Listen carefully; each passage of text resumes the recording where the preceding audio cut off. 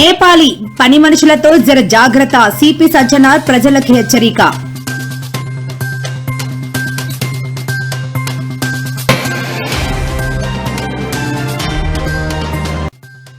కొడంగల్ భూములు కృష్ణానది జలాలతో తడవాలి సీఎం రేవంత్ రెడ్డి కీలక వ్యాఖ్యలు.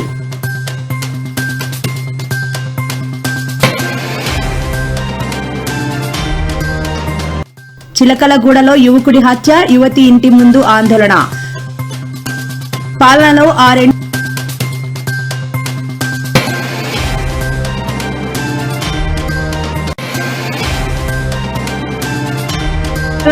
రెండు చాలా ముఖ్యం. కలెక్టర్ల సమావేశంలో చంద్రబాబు కీలక వ్యాఖ్యలు.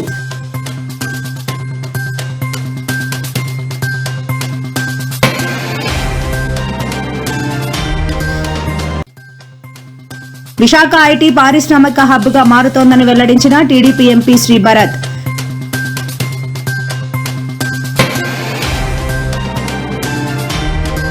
కూటమి నాయకులకు హైకోర్టు వ్యాఖ్యలను ఖండించే దమ్ముందా? పర్వతరెడ్డి చంద్రశేఖర్ రెడ్డి సూటి ప్రశ్న.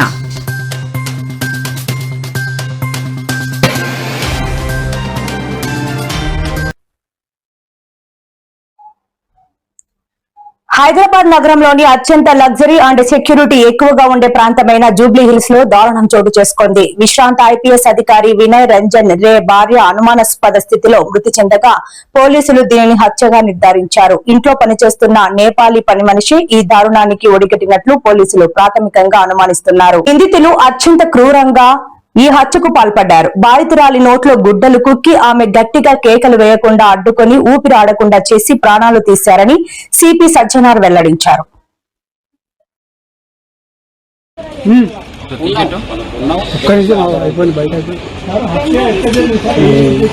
అంటే వాళ్ళు మేడంని చేయి కట్టేసి నోట్లో గుడ్డ పెట్టేసి పెట్టడం జరిగింది. యూజువలీ అది ఒక మోడస్ ఆపరండి. ఇక్కడ అన్ఫార్చునేట్లీ మేడము ఆ ఒక సఫోకేషన్ వల్ల చనిపోవడం జరిగింది.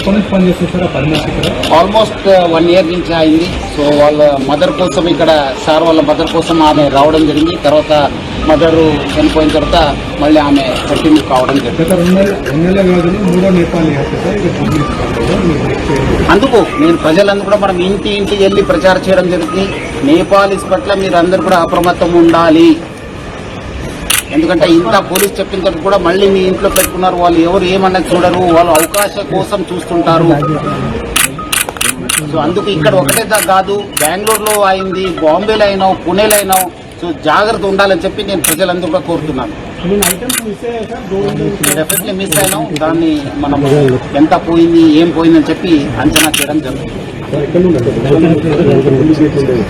ఇక్కడ నుంచి వచ్చారు, సైడ్ గేట్ ఉంది కదా, పార్క్ గేట్ నుంచి రావడం జరిగింది. అది మనము వర్కౌట్ చేస్తున్నాం. కొన్ని వివరాలని బయట పెట్టలేము, కొంత ఇన్వెస్టిగేషన్ కోసము మనం చేస్తున్నాం. డెఫినెట్లీ మీకు అప్డేట్ ఇస్తాను. చెప్తాను, మళ్ళీ చెప్తాను మీకు ఈవినింగ్ దాకా. ఈ గ్యాంగ్ ని పట్టుకోవడానికి కృషి చేయడం జరుగుతుంది. ఇప్పుడే మన రాష్ట్ర డీజీపీ సివి ఆనంద్ గారు, అట్లానే మన DGP law and order Mahesh Bhagwat గారు అందరు కూడా ఈ యొక్క సీన్ ని విజిట్ చేయడం జరుగుతుంది. డెఫినెట్లీ ఈ కేసుని డిటెక్ట్ చేయడానికి మనము ప్రయత్నం చేయడం జరుగుతుంది. పబ్లిక్ ఎవరు కూడా ప్యానిక్ కావద్దు. మీ ఇంట్లో ఉన్న, ఎందుకంటే మార్నింగ్ కూడా చాలా మంది నాకు ఫోన్ చేశారు, మన ఇంట్లో నేపాలీస్ ఉన్నారు సార్, ఎట్లా సార్ అని చెప్పి. అందరు కూడా చెప్తున్నాను, వాళ్ళు 1 year 2 year అనేది మీరు పెట్టుకోవద్దు. మీరు డెఫినెట్లీ వాళ్ళపైన చాలా నిఘా పెట్టాలి. అట్లానే మీరు బయటకు వెళ్ళినప్పుడు మీరందరూ కూడా సేఫ్టీ మెజర్స్ తీసుకుని బయట వెళ్ళాలని చెప్పి కోరుతున్నాను. సో డెఫినెట్లీ ఈ కేసుని హైదరాబాద్ సిటీ పోలీస్ చాలా సీరియస్ గా తీసుకుని డెఫినెట్లీ డిటెక్ట్ చేయడానికి కృషి చేయడం జరుగుతుంది. ఉన్నాం, మనకు ఉన్నాం, డెఫినెట్లీ ఆధారాలు దొరుకుతున్నాం. అంటే వాళ్ళు మేడం ని చేయి కట్టేసి నోట్లో గుడ్డ పెట్టేసి పెట్టడం జరిగింది. యూజువలీ అది ఒక మోడస్ ఆపరండి. ఇక్కడ అన్ఫార్చునేట్లీ మేడము ఆ ఒక సఫోకేషన్ వల్ల చనిపోవడం జరిగింది. ఆల్మోస్ట్ 1 year నుంచి అయింది. సో వాళ్ళ మదర్ కోసం, ఇక్కడ సార్ వాళ్ళ మదర్ కోసం ఆమె రావడం జరిగింది. తర్వాత చేస్తుంది. కొన్ని వివరాలని బయట పెట్టలేము, కొంత ఇన్వెస్టిగేషన్ కోసము మనం చేస్తున్నాం. డెఫినెట్లీ మీకు అప్డేట్ ఇస్తాను.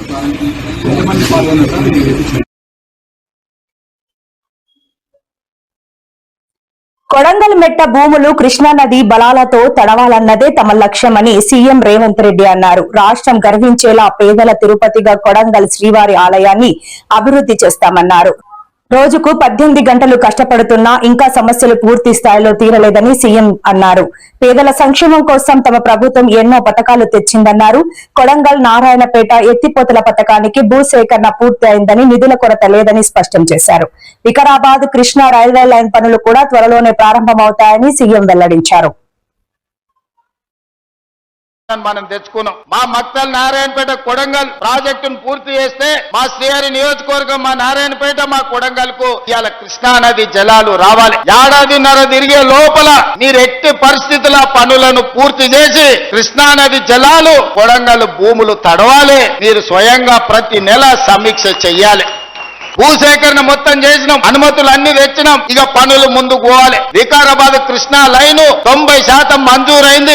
ఏం వెళ్ళింది, తోక మిగిలింది. రాబోయే 2 నెలల ఆ తోక కూడా బయటికి గుంజి వికారాబాద్ కృష్ణా రైల్వే లైన్ మనం తెస్తాం. అదే విధంగా ఈ ప్రాంతంలో అపారమైన సున్నపు గన్లు ఉన్నాయి, పరిశ్రమలేమో కర్ణాటకలో ఉన్నాయి. లారీలేమో రోజు మన రోడ్ల మీద పోతే మన రోడ్లు పాడు చేస్తాయి, మన పిల్లలకు ఉద్యోగాలు రాలే. అందుకే ఈ రోజు మనం టేకులకోడు ప్రాంతంలో పెద్ద ఎత్తున సిమెంట్ పరిశ్రమకు అన్ని అనుమతులు ఇచ్చినాం. రాబోయే 6 నెలల సిమెంట్ పరిశ్రమ నిర్మాణం జరిగితే మన చదువుకున్న పిల్లలందరికీ ఉద్యోగ ఉపాధి అవకాశాలు ఈ రోజు పూర్తి చేసుకోబోతున్నాం. 2034 వరకు మన కొడంగల్ నియోజకవర్గంలో రాజకీయాలు, గుంపులు, గ్రూపులు పక్కన పెట్టండి. మనం కలిసి కట్టుగా పని చేసుకుంటేనే రాష్ట్రానికి, దేశానికి ఆదర్శంగా కొడంగల్ ని మనం తీర్చిదిద్దుకున్న వాళ్ళం అవుతాం. ఇవాళ దేశంలో ఒక నియోజకవర్గం ఎట్లా అభివృద్ధి జరగాలి అని అంటే కొడంగల్ పోయి చూసి రావాలి అని అనుకునేటట్టు ఉండాలి. ఇవాళ పెద్ద ఇండస్ట్రియల్ పార్క్ 2000-3000 ఎకరాలల్లా పెద్ద పెద్ద పరిశ్రమలు దేనికే ఇవాళ మనము లగచర్ల దగ్గర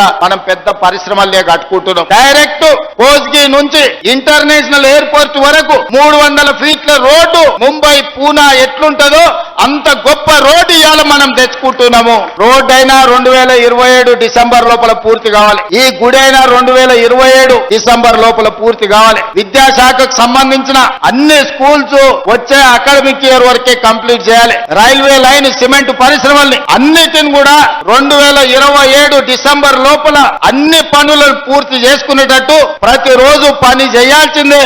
ఈ రోజు విద్య, ఈ రోజు వైద్యం, ఈ రోజు సంక్షేమం, ఈ రోజు ఇందిరమ్మ ఇల్లు. ఈ కార్యక్రమం రాజకీయాలకు అతీతమైనది. ఈ రోజు జెండాలు, ఎజెండాలకు ఇది సంబంధించిన అంశం కాదు. ఇది మన ప్రాంతానికి, మన రాష్ట్రానికి గర్వించదగిన ఒక గొప్ప అభివృద్ధి కార్యక్రమాన్ని ఈ రోజు మనం ఇక్కడ చేపట్టడం జరిగింది. ఈ గుడి ఈ ప్రాంతమే కాదు, కర్ణాటక, మహారాష్ట్ర ప్రాంతాల నుంచి విశేషంగా భక్తులను ఆదరించడానికే కాదు, ఆశీర్వదించడానికి ఒక్క గొప్ప దైవ కార్యక్రమాన్ని ఈనాడు మనము నిర్వహిస్తున్నాము. ఇది తప్పకుండా ఈ కొడంగల్ శాసనసభ నియోజకవర్గాన్ని, పేరు ప్రతిష్టలను దేశ స్థాయిలో విస్తరించే విధంగా ఇది దోహదపడుతుంది అని చెప్పి నేను ఈ సందర్భంగా భావిస్తున్నాను. 1960 సమయంలో అచ్యుతారెడ్డి గారు ఒక్కసారి ఈ ప్రాంతం నుంచి మంత్రిగా ఉన్నారు. స్వతంత్రం వచ్చినప్పటి నుంచి కొడంగల్ శాసనసభ నియోజకవర్గానికి పెద్దలు గురునాథ్ రెడ్డి గారు ఎన్నిసార్లు గెలిచినా వారిని మంత్రి పదవి వరించలేదు. ఎవరి ప్రాంతం నుంచి ఎమ్మెల్యేలైనా మంత్రులయ్యే అవకాశం రాలే, మనకు నిధులు తెచ్చే అవకాశం రాలే. ఎప్పుడు మనం ఎవరి దగ్గరకో ఒకరి దగ్గరికి వెళ్ళి, అయ్యా మా నియోజకవర్గానికి నీళ్లు కావాలి, అయ్యా మా నియోజకవర్గానికి గుడి కావాలి, అయ్యా మా నియోజకవర్గానికి బడి కావాలి, మా పిల్లల చదువులకు కష్టమవుతుంది, మా వైద్యానికి ఇబ్బంది అవుతుంది అని మనం విజ్ఞప్తులు చేసిన సందర్భమే. కానీ ఏనాడు కూడా మనకు గొప్ప అవకాశం రాలే.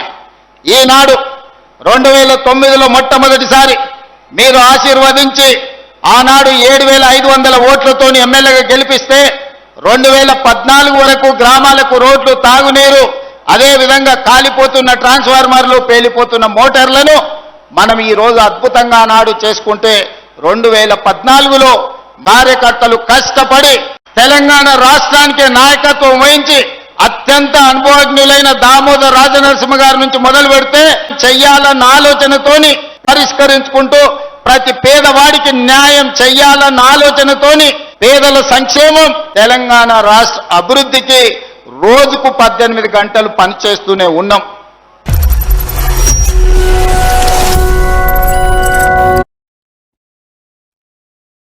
సికింద్రాబాద్ పరిధిలోని చిలకలగూడలో ఓ యువకుడు దారుణ హత్యకు గురయ్యాడు. కొందరు యువకులు బీటెక్ 3rd ఇయర్ చదువుతున్న యావన్ అనే యువకుడిని నడిరోడ్డుపై దారి కాచి మరీ దారుణంగా హతమార్చారు.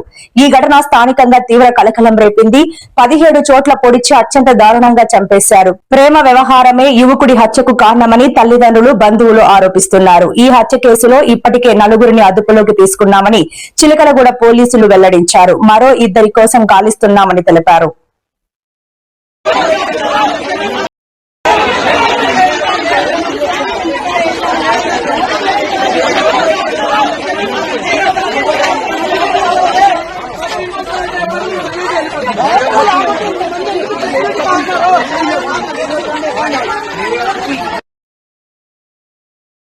సుమారు 9:45 నుంచి 10 నిమిషాల 10 PM సమయంలో యావన్ అని చెప్పి age 20 years B Tech 3rd year student ఇంతకుముందు ఇక్కడ ఉండాడు. ఇప్పుడు ఆయన అక్కడికి మన జవహర్ నగర్ లిమిట్స్లో అక్కడ 2 బెడ్రూమ్ ఫ్లాట్కు ఒక 4 months బ్యాక్ వాళ్ళ ఫ్యామిలీతో షిఫ్ట్ అయ్యాడు. ఆయన బాన్ అండ్ బాటప్ ఇక్కడే ఉన్నది. సో నిన్న సాయంత్రము అరౌండ్ 10 PMకు అతని మీద అటాక్ చేయడం జరిగింది. దాంట్లో పరమేష్, దెన్ పరమేష్ అనే అతను ప్లస్ ఇంకోటి మొత్తం 4 వాళ్ళందరూ అతని మీద అటాక్ చేయడం జరిగింది. సో అటాక్ చేసిన తర్వాత ఆయన ఎమ్మటి ఆయన ఫ్రెండ్స్ కూడా ఉన్నారు. కార్తీక్ అనే ఫ్రెండ్స్ అక్కడ 3 కూర్చొని దే ఆర్ వాచింగ్ క్రికెట్. అరుగు మీద కూర్చున్నప్పుడు సడన్గా అటాక్ చేస్తే అతని తీవ్రమైన కత్తిపోట్లైనా ఇమీడియట్గా పోలీసు ఇన్ఫర్మేషన్ అదే రకంగా లోకల్ పీపుల్ తోటి గాంధీ హాస్పిటల్కి షిఫ్ట్ చేయడం జరిగింది. సో ఆ రకంగా అతను తీసుకెళ్ళిన తర్వాత అతను గాయాలతో చనిపోవడం జరిగింది. సో ఇప్పటికున్న ప్రాథమిక దర్యాప్తు ప్రకారము ఏదైతే మృతుడు డిసీజ్డ్ ఏదైతే ఉన్నాడో అతను అమ్మాయితోటి లవ్ అఫేర్ ఉందని ఒక ప్రాథమికంగా తేలింది.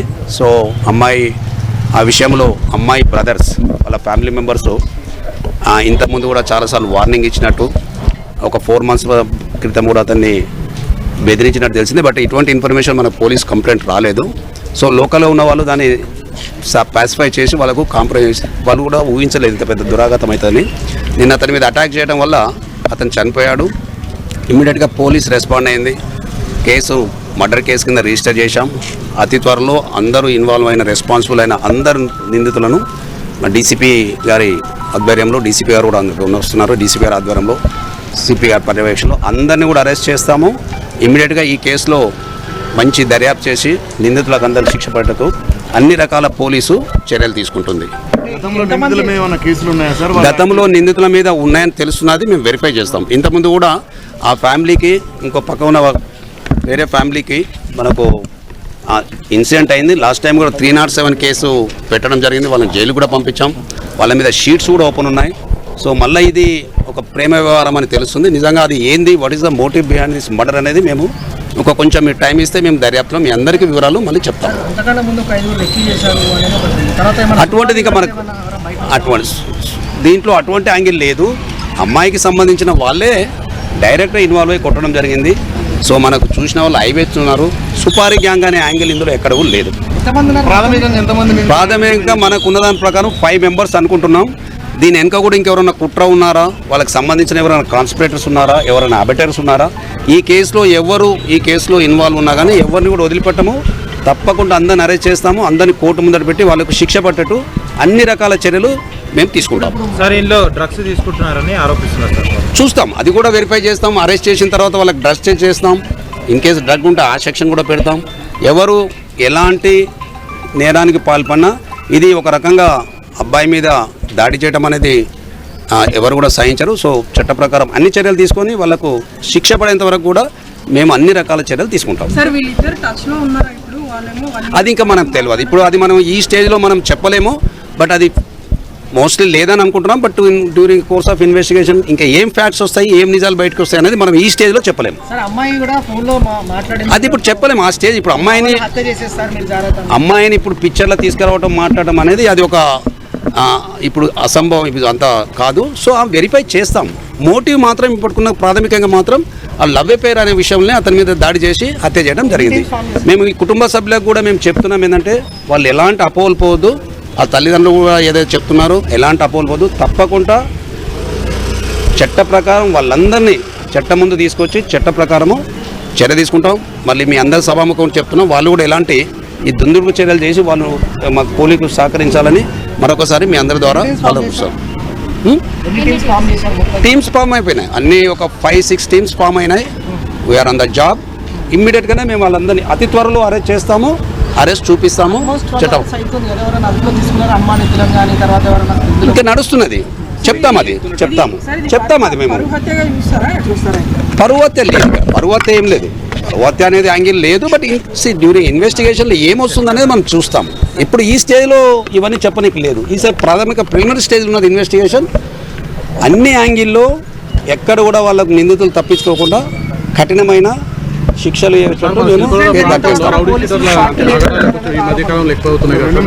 మీరు ఇప్పుడు చెప్తున్నారు, మీరు అందరు చెప్తున్నారు అక్కడ అవుతున్నాయి అన్నారు. బట్ ఇన్సిడెంట్ అయిన తర్వాత మీరు రిపోర్ట్ చేస్తున్నారు. ఇన్సిడెంట్ కాకముందు ఎవరు కూడా చేయలేదు.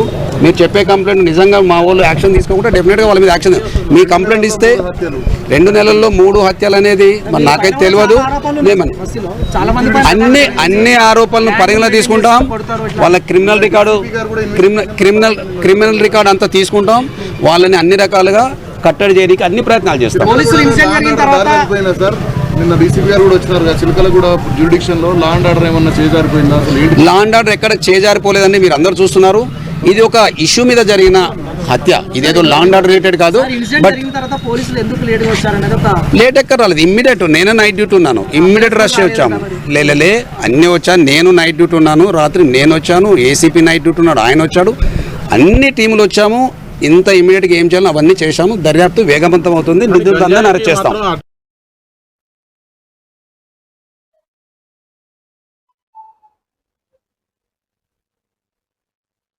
పాలనలో అత్యాధునిక టెక్నాలజీని వినియోగించుకోవడం ఎంత ముఖ్యమో అదే సమయంలో మానవీయ కోణంతో ఆలోచించి ప్రజలకు సేవలు అందించడం కూడా అంతే ముఖ్యం అని ముఖ్యమంత్రి చంద్రబాబు స్పష్టం చేశారు. కేవలం సాంకేతికతపైనే ఆధారపడి యాంత్రికంగా కాకుండా ప్రజల సమస్యలను అర్థం చేసుకుని వారి పట్ల కరుణతో స్పందించాలని అధికారులకు ఆయన హితవు పలికారు. ప్రజా ఫిర్యాదుల పరిష్కారం, పీజీఆర్ఎస్ టెక్నాలజీ వినియోగం వంటి పలు కీలక అంశాలపై ఆయన సుదీర్ఘంగా సమీక్షించారు. విద్యారంగంలో మార్పులు తీసుకొచ్చాం. ముస్తాబు, పీటీఎం, 10th క్లాస్ పరీక్షలు మొన్న సింపుల్ ఇంటర్వెన్షన్. మామూలుగా 10th క్లాస్ కానీ రిజల్ట్స్ బాగొస్తే ముందు రాజకీయ నాయకులు మేము క్రెడిట్ తీసుకొని మా ఫోటోలు వేసుకుంటాం. మొన్న రివర్స్ చేశారు. రియల్ హీరోస్ స్టూడెంట్స్ వాళ్ళ ఫోటో వేసి యాడ్ ఇచ్చారు. That is a game changer. మొన్నటి వరకు దేశంలోని ప్రైవేట్ కార్పొరేట్ సెక్టర్ మాత్రం ఇలాంటి ఒరవడి సృష్టిస్తే ఆల్ ఆఫ్ ఎ సడన్ అందరికి ఆశ్చర్యం కలిగే విధంగా ఒక నూతన ఒరవడి తీసుకొచ్చారు. This is a very good thing. ఈరోజు విశాఖపట్నం ఐటీ హబ్ గా తయారైంది. ఒక పాలసీ ఎట్లా ప్లే చేస్తుందంటే 99 పైసలు ఎకరా ల్యాండ్.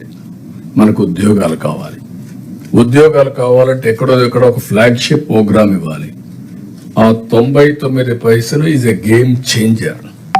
విశాఖపట్నం రూపురేఖలు మార్చగలిగారు. విశాఖపట్నం ఎప్పటి నుంచో ఉంది. ఏదైతే ఈ పాలసీ మనం తీసుకున్నాం దానివల్ల ఈరోజు విశాఖపట్నంలో ఒక నాలెడ్జ్ ఎకానమీకి చిరునామాగా తయారయ్యే పరిస్థితి వచ్చింది. తిరుమల సహా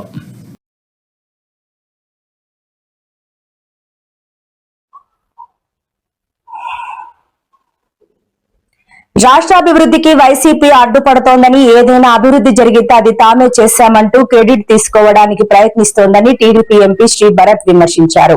అభివృద్ధి పనుల విషయంలో ఆ పార్టీ కుట్రలు పన్నుతోందని, గతంలో తాము చేసిన పనులే ఇప్పుడు జరుగుతున్నట్లు నాటకాలు ఆడుతోందని ఆయన ఆరోపించారు. ప్రస్తుతం గూగుల్ వంటి దిగ్గజ సంస్థలు వస్తున్నాయని, వాటి సమీపంలోని స్థలాల కోసం మరికొన్ని అంతర్జాతీయ సంస్థలు పోటీ పడుతున్నాయని వెల్లడించారు. 3 కిలోమీటర్స్ 4 లేన్ రోడ్డు 100% ఆల్రెడీ పని పూర్తయిపోయింది. దాంట్లో కూడా మేము వెళ్ళి రఫ్నెస్ మెజర్ చేసి ఎక్కడన్నా కొన్ని చిన్న స్మూత్నెస్ చేయగలిగితే అది కూడా పూర్తి చేస్తాము. నెక్స్ట్ మెయిన్ రోడ్, నేను భావించేది మెయిన్ రోడ్ ఏంటంటే అడివారం టు సొంత్యం. ఎందుకంటే సిటీలో ఉన్న చాలా మందికి బైపాస్ హైవే ఎక్కి ఎయిర్పోర్ట్ తొందరగా చేరడానికి అది పనికొస్తుంది. అది 100 feet రోడ్డు 6 lane రోడ్ అవ్వబోతుంది. అక్కడ మాకు వచ్చిన సమస్య ఏంటి అంటే ప్రైవేట్ ల్యాండ్ స్ట్రక్చర్స్ని మేమందరినీ ఒప్పించి తీసుకుని స్ట్రక్చర్స్ని కూడా ఇవాళ క్లియర్ చేసి రోడ్ వర్క్ జరుగుతుంది, ప్రోగ్రెస్ బాగుంది. కానీ రైట్ సైడ్ ఇంచుమించు ఒక 5.5 kilometers, లెఫ్ట్ సైడ్ ఇంకో దగ్గర ఒక 1.25 kilometers wild life forest land ఉంది. ఆ wild life forest land clear చేయాలి అంటే స్టేట్ గవర్నమెంట్ పర్మిషను, దాని తర్వాత సెంట్రల్ గవర్నమెంట్ పర్మిషన్ వస్తే కానీ చేయలేము. ఇవాళ చాలా స్టేజెస్ దానికి alternate forest land, forest department wild life కోసం చేయాల్సిన మెజర్స్ అన్ని మేము ఆల్రెడీ తీసుకుని ఉన్నాము.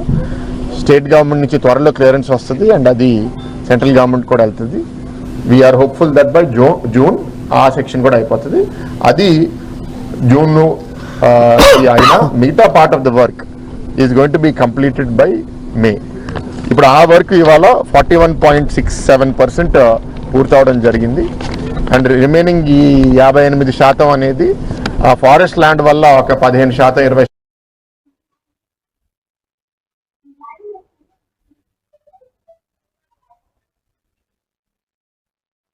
వైఎస్ఆర్సీపీ హయాంలో ప్రభుత్వ బడుల్లో ఇంగ్లీష్ మీడియం ప్రవేశపెడితే మాతృభాషకు ద్రోహం చేస్తున్నారని విమర్శించిన కూటమి నాయకులు ప్రభుత్వ బడుల్లో ఇంగ్లీష్ మీడియం తప్పక ఉండాలని హైకోర్టు చేసిన వ్యాఖ్యలను ఖండించే దమ్ముందా అని వైఎస్ఆర్సీపీ ఎమ్మెల్సీ పర్వతరెడ్డి చంద్రశేఖర్ రెడ్డి ప్రశ్నించారు.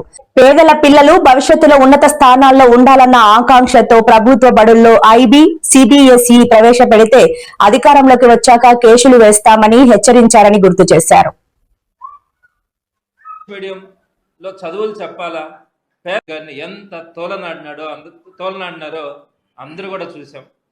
ఎన్ని రకాలుగా మాటలు అన్నారో, తెలుగు భాషను నాశనం చేస్తా ఉన్నారని, తెలుగు భాషను అన్యాయం చేస్తా ఉన్నారని, చివరికి కోర్టులకు కూడా వెళ్ళి ఇంగ్లీష్ మీడియం తప్పనిసరి చేస్తూ తీసుకున్నటువంటి నిర్ణయాన్ని వెనక్కి తీసుకోవాలా, పేద విద్యార్థులకి ఇంగ్లీష్ మీడియం విద్య ఉండకూడదన్న ఆలోచనతో వీరు చేసినటువంటి కుట్రలన్నీ కూడా ఆ రోజు వైఎస్ జగన్మోహన్ రెడ్డి గారు ఎదుర్కోవడం. కానీ సుమారుగా ఒపీనియన్ తీసుకుంటే 95% మంది తల్లిదండ్రులు ఇంగ్లీష్ మీడియంలోనే కావాలని కోరుకున్నారు కాబట్టి ఆ రోజు ఆయన కొనసాగించడం కూడా జరిగింది. అటువంటి పరిస్థితుల్లో ఈ కూటమి ప్రభుత్వంలో ఉన్నటువంటి ఆనాటి ప్రతిపక్ష నాయకులు అందరూ కూడా ఆ ఇంగ్లీష్ మీడియం విద్య పేద విద్యార్థులకు అందకూడదని చేసినటువంటి కుట్రలు మనమంతా కూడా చూసాం. కోర్టులకు కూడా వెళ్ళారు. అయితే మరలా ఇప్పుడు అదే పనిగా అప్పట్లో కూడా వెనకుండి కొంతమంది కోర్టులకు వెళ్ళడం జరిగింది. అయితే ఇప్పుడు కూడా ఇంగ్లీష్ మీడియం విద్య ప్రభుత్వ పాఠశాలల్లో అవసరమా అనే విషయం మీద కోర్టుకు వెళ్ళడం కూడా జరిగింది కొంతమంది. దాని వెనక ఎవరున్నారని తీసి పక్కన పెడితే, అయితే నిన్నటి రోజున హైకోర్టు ధర్మాసనం ఇచ్చినటువంటి నిర్ణయం అన్ని పేపర్లలో కూడా ఈరోజు వచ్చింది. వారికి అనుకూలమైన పత్రికల్లోనే ఈరోజు వచ్చినటువంటిది కాపీ కూడా రావాల్సి ఉంది. అదేం తప్పు కాదు. ఇంగ్లీష్ మీడియం గురించి హైకోర్టు ధర్మాసనం చెప్పినటువంటి మాట, పిల్లల్ని ప్రధాన స్రవంతిలోకి తెచ్చే ప్రయత్నం ఇది. అంటే ఇంగ్లీష్ మీడియం తీసుకురావడం వల్ల ఆంగ్ల జ్ఞానం లేకంటే అవకాశాలు ఉండవు. పిల్లలను ప్రధాన స్రవంతిలోకి తీసుకురావడానికి ప్రభుత్వం ప్రయత్నిస్తుందని, ఇది మంచి పరిణామమని వ్యాఖ్యానించింది. పిల్లలు ఇతర రంగాలలో రాణించేందుకు వీలుగా ప్రభుత్వం ఆంగ్ల మధ్యాన్ని అందిస్తుందని, ఆంగ్ల పరిజ్ఞానం లేకుంటే విద్యార్థులకు అవకాశాలు దక్కకపోవచ్చని తెలిపింది. ఇది ఎవరూ కాదనలేని వాస్తవమని పేర్కొంది. ఆంగ్లం అందరినీ ఏకం చేసే సమన్వయ భాషగా ఉపయోగపడుతుందని పేర్కొనింది. ఆంగ్ల మాధ్యమాన్ని కంటిన్యూ చేయడంలో తప్పు లేదు, చేయాలని రోజు హైకోర్టు ధర్మాసనం నిన్న రోజున తీర్పునిచ్చింది. దీన్ని బట్టే ఈరోజు వీరు చేసినటువంటి కుట్రలన్నీ కూడా ఎన్ని రకాలుగా ఇంగ్లీష్ మీడియం విద్యని ఆపాలని చేస్తున్నటువంటి ప్రయత్నాలన్నీ కూడా ఆగిపోయినటువంటి పరిస్థితి.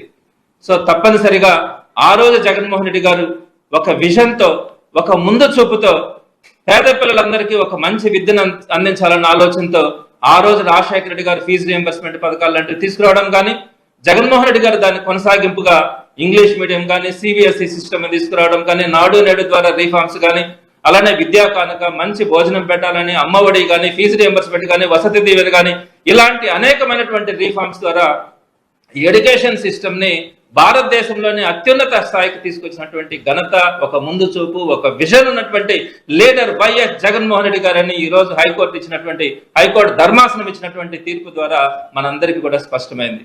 వీళ్ళు కోర్టుకు వేసిన తర్వాత కూడా ప్రభుత్వం నుంచి కూడా సరైనటువంటి కౌంటర్ కూడా వేల పొరపాటు చేస్తున్నామన్న ఆలోచనతో ప్రభుత్వం కూడా వారు ఇచ్చినటువంటి కౌంటర్లో తెలిపినా కూడా కోర్టు ఇచ్చినటువంటి నిర్ణయం ప్రకారం ఇంగ్లీషు మాధ్యమం తప్పనిసరిగా పిల్లలకి అవసరం, దాన్ని ఖచ్చితంగా పెట్టినప్పుడే పిల్లలకి మంచి అవకాశాలు ఉంటాయని చెప్పి హైకోర్టు తీర్పునివ్వడం అన్నది జగన్మోహన్ రెడ్డి గారికి ఉన్నటువంటి విజన్ కానీ ముందు చూపు కానీ ఈ రోజు యావత్ భారతదేశానికి అర్థమైందని కూడా ఈ సందర్భంగా మీ అందరికీ కూడా తెలియజేస్తా ఉన్నాను.